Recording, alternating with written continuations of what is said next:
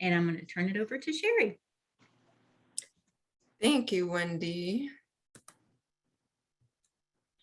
All right, so my name is Sherry Breslin, and I am the Family and Consumer Sciences Agent in Pasco County, and I'm being joined by my colleagues Yesenia Rodriguez in Palm Beach County and Jeena Anderson in Orange County. Thank you all for joining us today. So just a quick reflection back to the things we've been talking about over the past 7 weeks, discussing how we can stay strong, what we're eating, are we screening ourselves, what medications are we taking, knowing our risk factors, etc. And today we're going to look at the last factor in building your bones, which is physical activity. So today we're talking about 2 different things, actually. We're going to talk about exercise and how it can prevent osteoporosis. And we are going to talk about exercise for those that already have osteoporosis. So with prevention, we're going to focus on weight bearing and resistance training, and we'll talk about more what those are. And with exercising when already with or already diagnosed with osteoporosis, we'll talk about moving safely, reducing fall risks, and how to improve balance.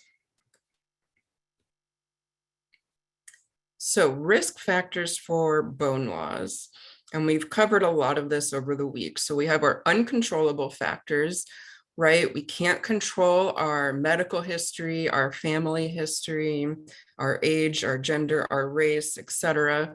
But there are things we can control. That's the good news. So despite whatever your risk factors might be on the left, we want to focus on the ones on the right of the screen and how we can fight back and prevent osteoporosis. Lifestyle is a huge factor, and guess what? Exercise falls under that. So we will focus on exercise in our discussion today. So the biggest benefits with exercise. So yes, it does build our bones, but on top of that, it improves and maintains muscle strength. Right? Muscles are attached to bones, so you're going to see the benefits for both. Also strengthens connective tissues, tendons, and ligaments. And this also helps prevent injury. Also helps with joint mobility, regulating blood glucose, reducing symptoms of many chronic conditions, whether it's hypertension or diabetes, etc. Also will aid in maintaining healthy bone density and lowering the risk of osteoporosis related fractures. So you get a lot of benefits when you are doing these special bone building exercises. And so with that, let's dive into some exercises that are going to help build strong, healthy bones.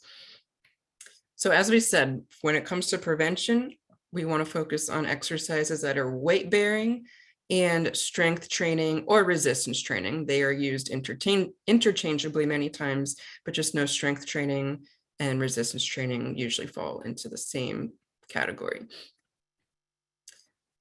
Now, the key for what weight bearing exercises are is just remember that it's working against gravity.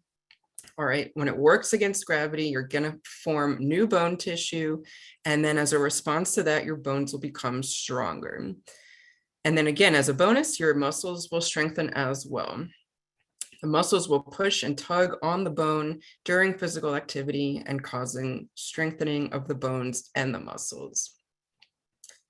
And that's why weight bearing can slow bone loss as we get older. We also see a lot of older adults lose muscle mass as part of the aging process too. So that's why this is great. It helps with both, builds bones and muscles.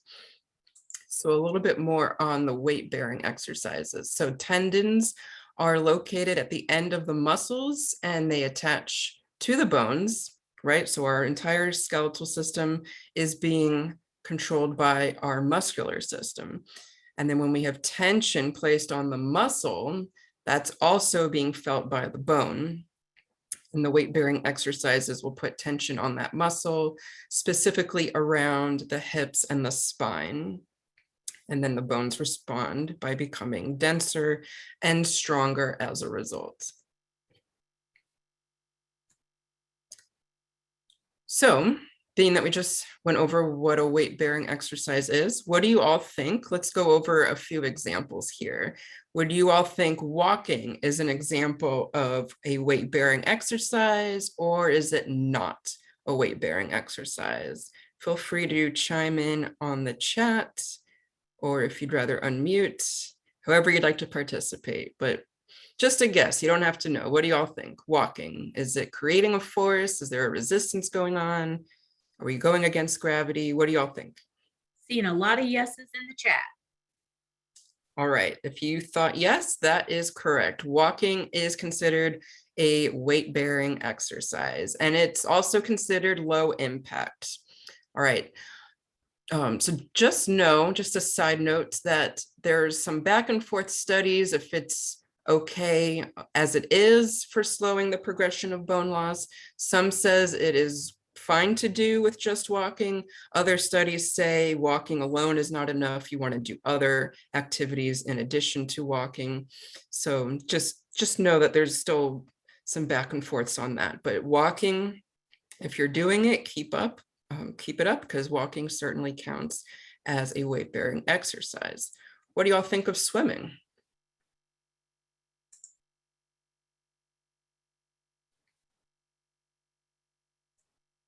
Weight-bearing or not weight-bearing?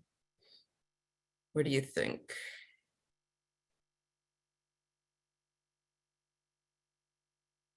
I'm seeing a couple of no's, a few yeses. Couple of no's, yeah. So this one, even if you don't really know the ins and outs of what a weight-bearing exercise is, it does kind of seem like swimming would fall as a weight-bearing, but it's actually not. All right, mostly because in this case, the water is bearing all the weights. You yourself are not bearing the weight, your body weight. So that's why we would not consider swimming a weight-bearing exercise. Still great for cardiovascular health, still great for weight control, but just not great for bone health. All right, let's see the next example. Biking. What do you think? Weight-bearing or not weight-bearing?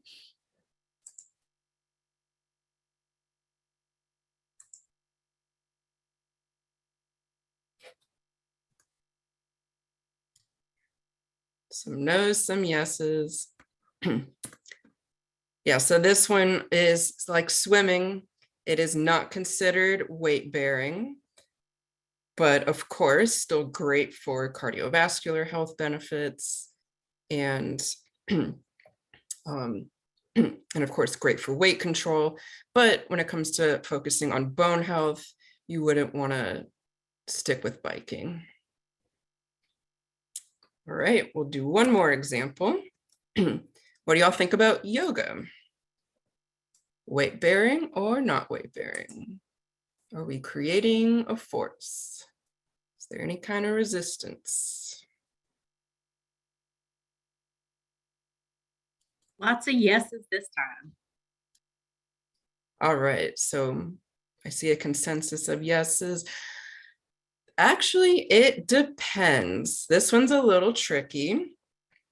In this particular example, yes, this pose is considered weight-bearing. She is standing upright, making this weight-bearing. So any yoga pose that's going to have some component of imposing a force on the spine and on the hips would be weight-bearing. So like the mountain poses, the planks, downward facing dog, triangle pose. This one's the tree pose, right? So this would be considered weight-bearing. Non-weight-bearing would be like chair yoga or anything that is seated or on the floor. All right, so that's a little bit about weight bearing. I'm gonna have Yesenia now take over. She's gonna talk about strength training.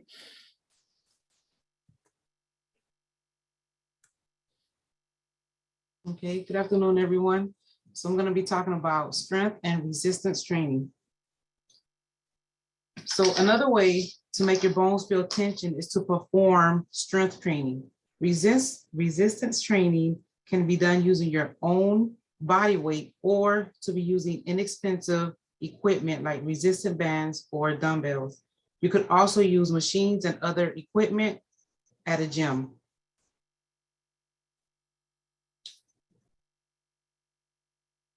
So resistance training are exercises that causes the muscles to contract against an external resistance, such as dumbbells, the rubber exercise tubing, which is against gravity.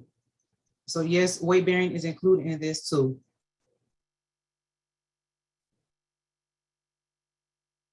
So resistance training should be done 2 to 3 times a week on non-consecutive days. This gives the muscles an opportunity to rest and recover before the next workout. Also, keep in mind that for the resistance training to be effective, the weight has to be heavy enough. Of course, safety is an important consideration too. So rather than lifting the heaviest weight you possibly can, it is in general, it is recommended that you choose a weight that allows you to perform 10 to 15 repetitions. If you cannot do at least 10 repetitions, the weight might be too heavy. If you can do more than 15, your weight might be too light. So keep in mind that these are very general guidelines. A physical therapist or a exercise physiologist will be able to provide more recommendations for individuals. So these are our physical activity guidelines. So for adolescents ages 16 to 17, bone strengthening is very important for this age group. It's when bone mass gains are the highest. So bone strengthening is referring to weight-bearing exercises.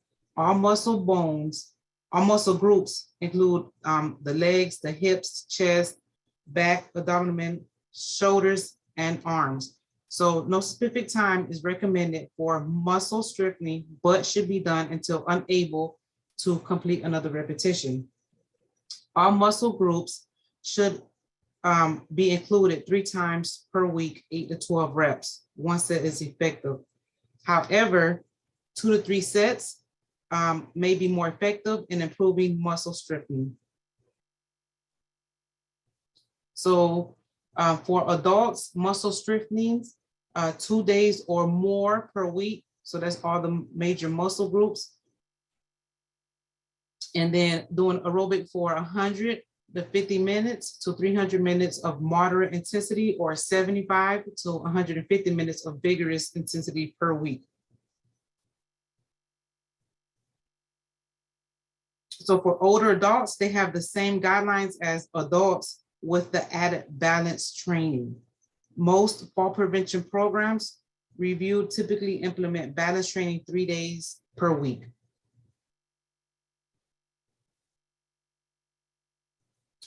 So don't forget about the weight-bearing exercises you could fit into your daily life, like climbing stairs, carrying groceries in, taking an extra lap before going back to your desk. So we have this video that's a YouTube video that's teaching you how to do a proper squat.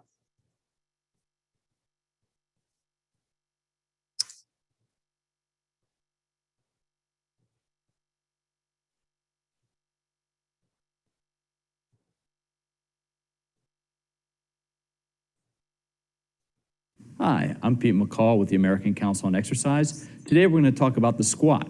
The squat is one of the most fundamental movements of any well-rounded exercise program, and there are some ways that you can do it safely and effectively so you can include it in your exercise program and get all the benefits of this great exercise.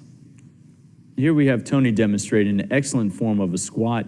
You'll notice as he sinks down, he keeps his chest up. He maintains great trunk alignment, so he's engaging his core all the way through the movement. And then one little tip, as you're doing the squat and coming out of the bottom phase of it, push your feet into the ground like you're trying to drive that floor away from you. So as you come down, let me have you hold it for a second, Tony. You can see how he's perfectly aligned between the shin angle and the trunk angle. This is ultimately what we'd like to see when the squat's performed. Now as you stand up, drive your feet into the ground and push that floor away from you. An easy thing you can do at home to correct your form if you ever feel it in your low back is to take a couple magazines. They don't need to be that thick, but you want to slide them underneath your heels. And what this does is give a little more length into the calf muscle. So now give it a go. And you can, again, use your arms as a counterbalance, so bring those arms up. Keep that chest up nice and tall, and as you stand up, push that floor away from you. Sometimes when you squat, you might notice a little discomfort in your knees. We're going to see today how to do a little correction so you can take the effort out of the knees and put it where it belongs, right in the hips and the legs. So let me see you squat, do a couple squats here, and come up. Now, a simple correction for this is taking those feet a little bit wider. Your feet should be about hip to shoulder width apart. And then when you lower yourself, raise your hands up and push your weight right back into your hips. So now you'll notice that by taking her feet a little bit wider and by using those arms as a counterbalance, she's able to sink back into her hips a little bit lower, and we're seeing a little bit more of that trunk and shin angle that we're looking for with the proper mechanics. For more information on exercise and how you can begin your own exercise program, you can visit us at acefitness.org or see us on Facebook or check us out.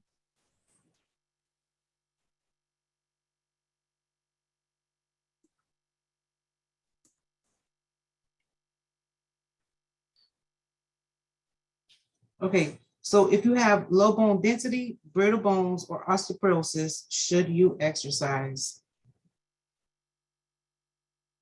I'm going to be getting into it. So the two main pillars of an exercise program is to maintain bone mass and reduce osteoporosis risk.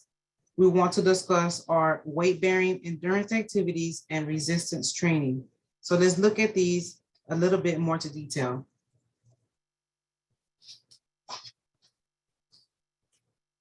So there are certain exercises for which the risk now outweighs the benefit.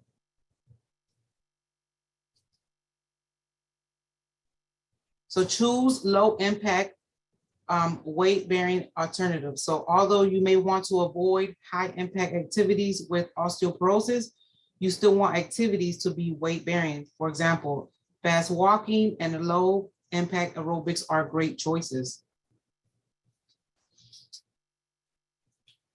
So all are weight-bearing. So low impact includes low impact aerobics, fast walking, elliptical, and stair step machines. Some high impacts will be high impact aerobics, dancing, running, hiking, and stair climbing. So if you have low bone density or diagnosed osteoporosis, speak with your healthcare provider to get some exercise recommendations. So exercise safely with osteoporosis. So whether you've been diagnosed with osteoporosis or have low bone mass, these might be a few exercises to include in your weekly routine. Again, always consult your physician before beginning any physical activity routine. So posture in conjunction with strength training, it reduces the risk of bone break, back spine, helps to prevent forward or the rounded shoulders. Balance, it will include exercises to challenge the balance as well as to improve leg strengthening. Functional exercises are exercises to implement to improve the movement for daily activities.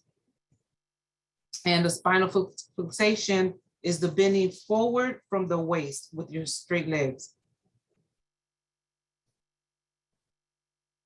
So these are a couple examples. So Jeena is going to demonstrate the first picture of the chair hover. You're gonna stand.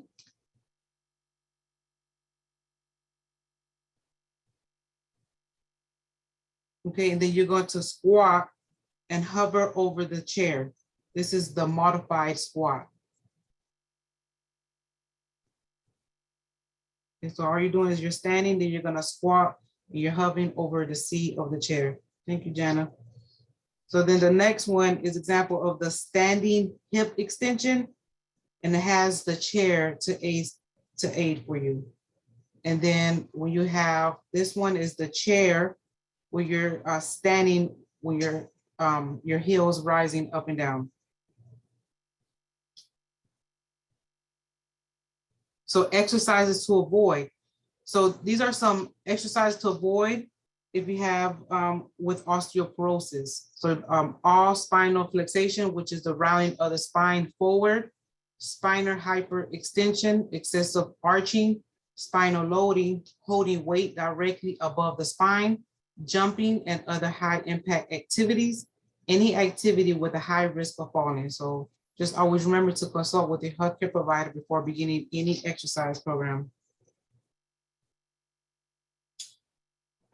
So what do you guys think are some activities that are high risk of falling? Just to name me some examples.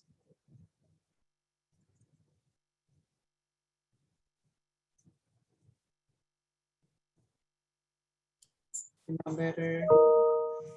Climbing chairs. Skiing, bicycling, stairs, rugs. Uneven sidewalks. Good. So some examples would be like skiing, skating, walking on trails, horseback riding, walking sideways or backwards, contact sports, or gymnastics. Good. So now I'm going to pass it on to Jeena. She's going to finish the last part of the presentation. I wanted to throw in, there was one example about trying to play basketball with the grandkids and tripping over a sleeping cat. Animals can definitely be furry speed bumps, which I think we talked about in a previous lesson. All right, so we're going to end it here and do some review towards the end. So you guys are almost halfway done. And I'm sorry for the brief version of the chair hover. I don't even know if you could tell if you could see my waist or not. And if you need clarification on that, we would be more than happy to clarify that for you or send you some videos that you can see that a little bit better. So other components of exercise programs for people or individuals that are already diagnosed with osteoporosis. So we want to work on our posture, how we walk or our gait, and how we balance and how we practice that every day. So if your cameras are on, or you can choose to turn them off, I want everybody to kind of do this with me. It'll give us a chance to get our circulation and get moving a little bit, but we're going to practice the first one together. So we're going to work on posture. So if you have a safe space around you, if you push your chair back, and like Wendy said before, make sure no small pets or children or anything in your way when you're standing. So we're going to stand, and hopefully you can see my full posture, but we're going to stand and we're going to do the proud posture. So if you're receiving an award, you're on stage, we stand with our shoulders square down and back and our neck lengthened. So this is what you're going to try to work on every day. And you're going to stand, and you're going to stand in a proud posture. Looks good. Looks good. All right, everybody can have a seat. The next thing is gait. I know a lot of you have probably seen members of your family or in your community, people who shuffle their feet, and they do that sometimes because they are in fear of falling, but actually what that does is increases the risk of you tripping or falling. So make sure that you're picking up your feet every day when you're walking, because it's really, really easy to trip on cement that may be uneven or a step that you're not expecting. So try to make it clear, and you're picking up, make a note to pick up your feet every day and not try to shuffle. And then balance, of course, we definitely want to work on balance every day. You've learned a lot of exercises here with this program and throughout this course. So make sure that you are consistent, make sure that you are practicing, and make sure that you do this daily. Definitely you want to do it daily. All right, so now we want to provide you with some resources. This is a website for the National Institute on Aging, and they have very, very good videos and information that you can use. If you have questions about osteoporosis and what you can or cannot do as far as physical activity is concerned. And you also want to think about talking to a physical therapist or exercise physiologist to make sure that you're doing it correctly and safely. Always want to make sure that your form is correct to make sure that you decrease your risk of injury. And I think it was put in the chat.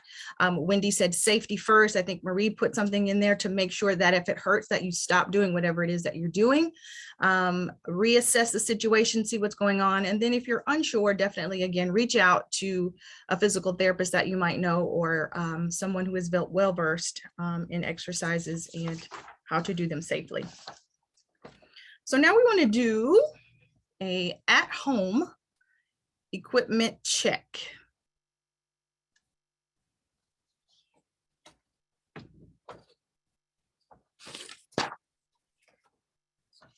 Is it the next slide, maybe, Sherry?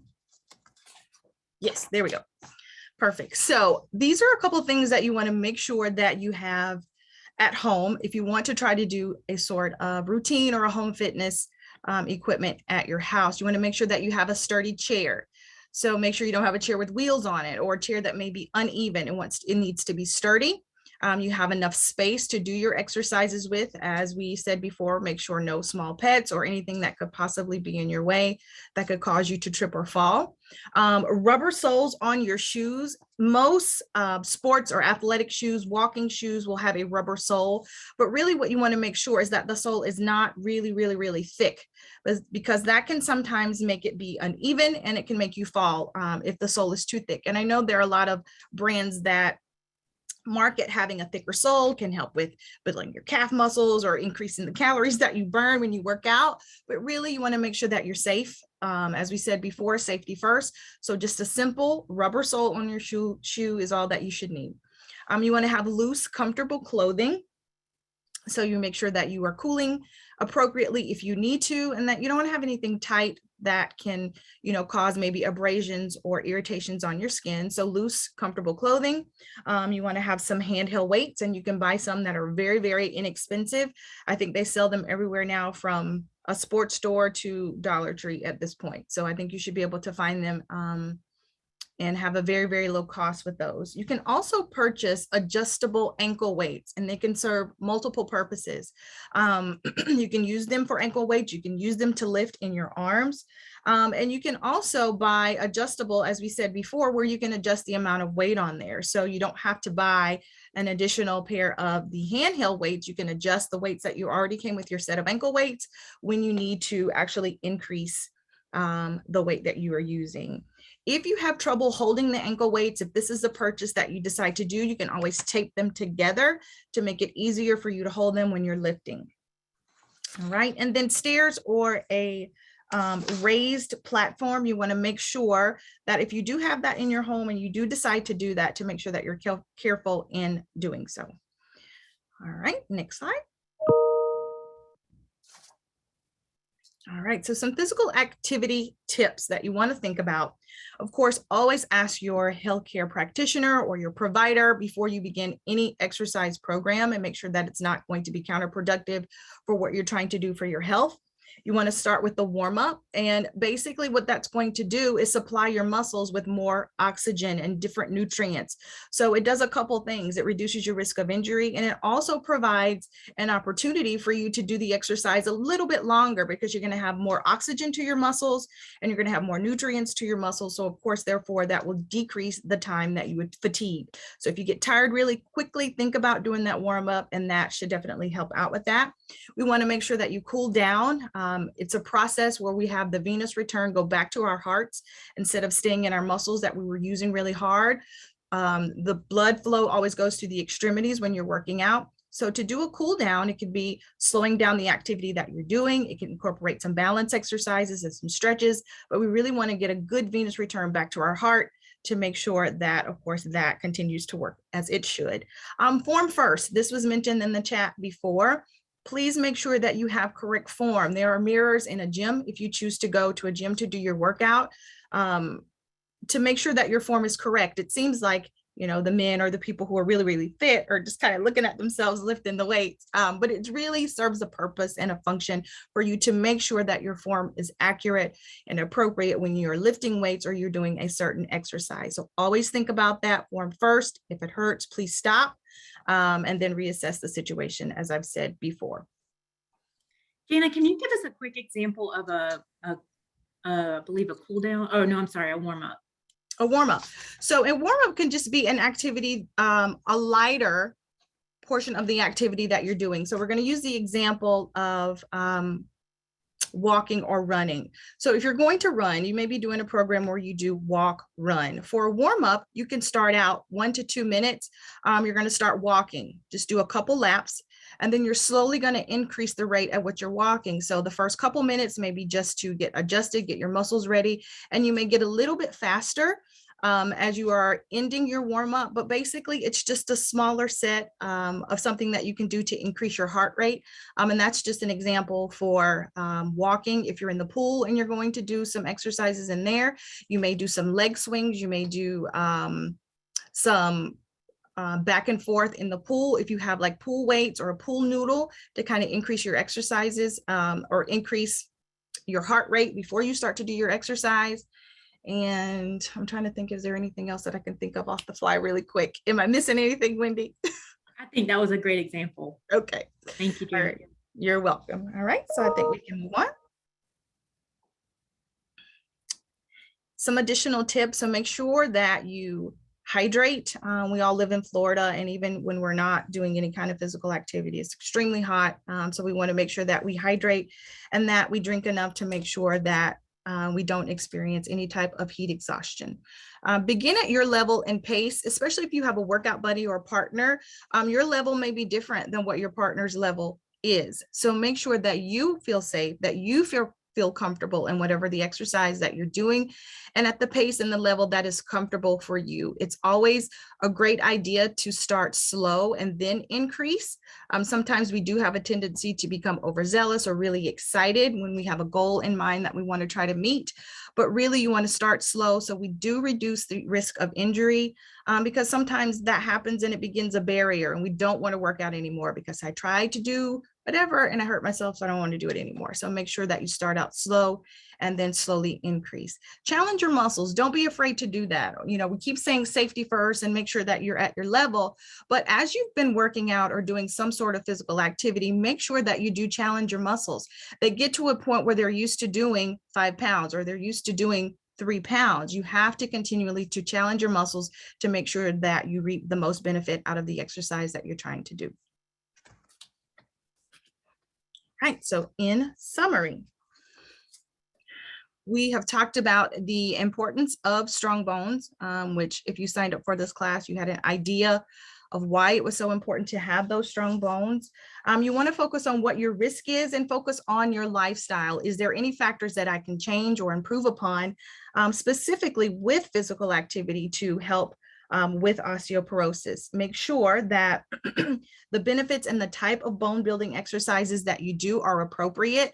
As Sherry mentioned before, there are some things that you may not need to do. So we mentioned that you always should talk to your doctor or some kind of healthcare provider to make sure that you're doing everything correctly.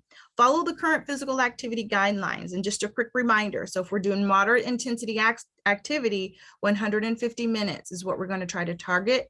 If we're doing something that's a little more vigorous, then we're going to go for about 75 minutes.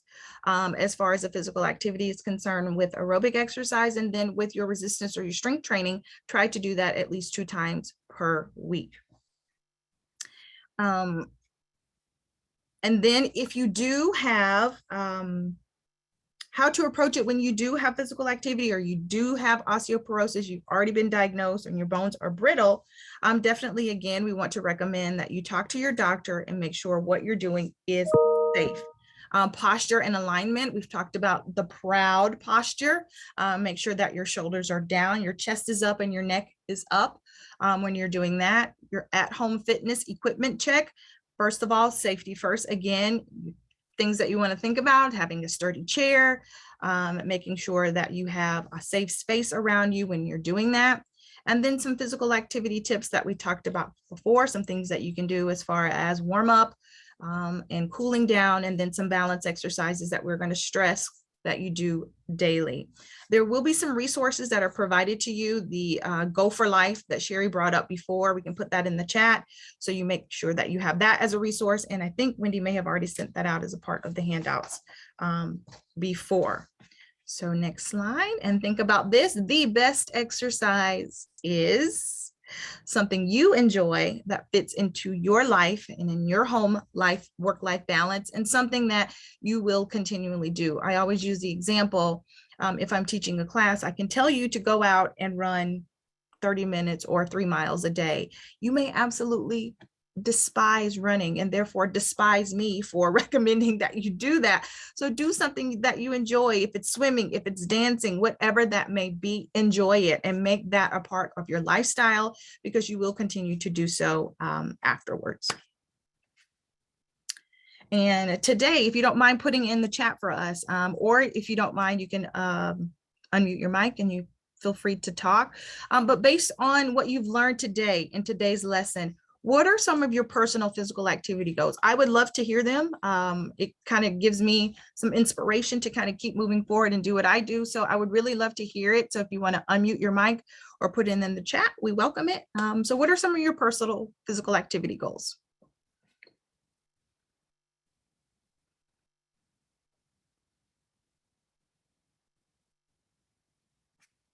Ooh, 3 times a week swimming. Yay. Water aerobic instead of walking. Great one, Julie. Work on my flexibility. Good one, Sam.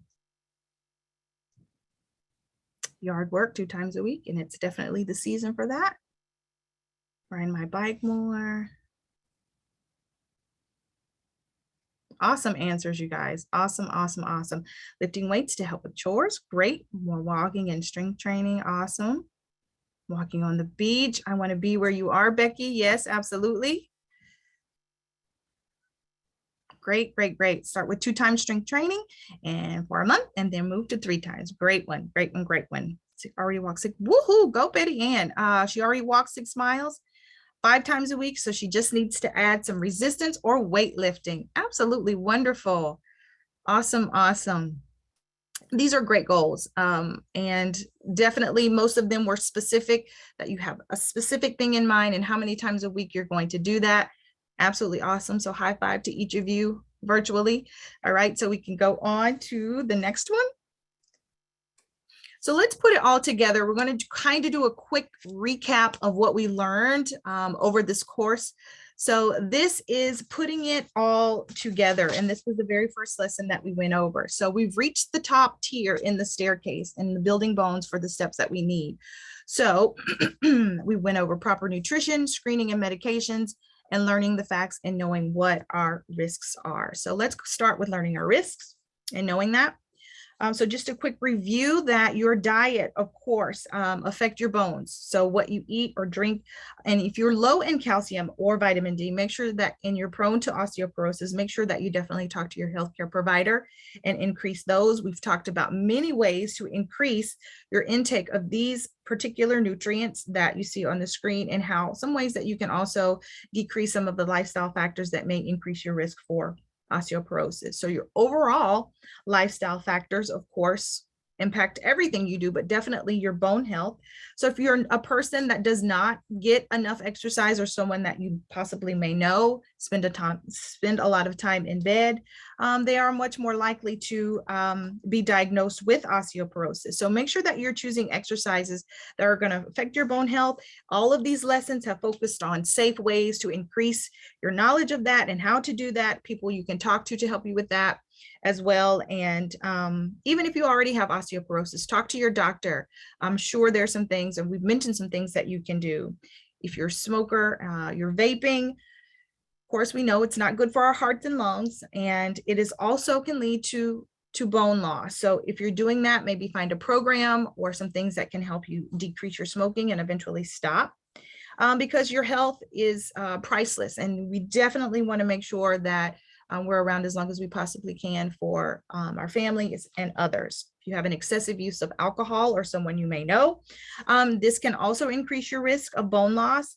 So, and it also increases your risk of having poor nutrition, or the likelihood that you would eat healthier foods. Some long-term use of medication, which are sometimes out of our control, it can help your bone lose your bone density. So make sure if you're on any anticonvulsant or any steroids that you're talking to your doctor continually about that. So discuss that with your healthcare practitioner or your pharmacist. So for your screening and medications and supplements, on the next slide, your doctor or anybody in your healthcare circle, talk to them about, of course, overall maintaining good health. But write down your questions before you go to your doctor's office. I know sometimes I will have 10 questions and get in and they say, do you have any questions? Nope. I'm good. And you completely forget about it. And then you go, oh, darn, I meant to ask a question about whatever. So if you write them down, take them with you, then you're more likely to ask those questions and get the answers that you need. And of course, this is going to be on an individual basis. Everybody may be taking different medications, of course. And then again, mentioning those anticonvulsants and those steroids, if you're taking those, please be in conversation with your doctor about what you can do to increase your bone health and about getting the scans that you need for that. Depending on your age or your family history, if you have not had a bone density test, ask your doctor, is it time and is it recommended for you to do so? All right, our nutrition. So it's the basis again of good health. So if you are maintaining good nutrition, of course, it's going to help you maintain a healthy weight, and it's going to reduce your risk of any chronic disease for sure. So having a diet that's rich in different types of nutrients, and specifically the ones that we talked about in this program, calcium and vitamin D, make sure that you're getting those foods in, or at least supplementing after you talk to your doctor about doing that. Reading your nutrition food label, it can be time consuming, but it's totally worth it for you to do that, making sure that it has the amount of nutrients that you need in there. And just take a look. You may be looking at vitamin D and calcium and notice the calorie content or the sodium or something else in there that you may not need a whole lot of. So it's really, really good habit to start doing and helping you make better choices in doing so. Right, next one. So we're going to stay strong, of course, and prevent our falls. So make sure that you find the proper weight bearing exercise that works for you, and the resistance exercises, of course, that works for you to help improve specifically your bone health, as that's what we're talking about. Start slow, a gradual approach. We don't want to cause injury that may become a barrier for later on. So definitely we encourage you to start slowly. And when you start to increase your physical activity, you're going to be helping your bones, but also the rest of your body, helping you decrease your risk for any other chronic disease that you could possibly have once you start your exercise program. Give your home a hazard check, make sure that things are safe if you're going to decide to do this at home, and it reduces your risk of falling when poor lighting, medications that you may be on, some things that was mentioned early on in the course. So make sure you do a quick one over for that. And you can always add those safety features to your home if you need to. Are there any questions before we wrap it up?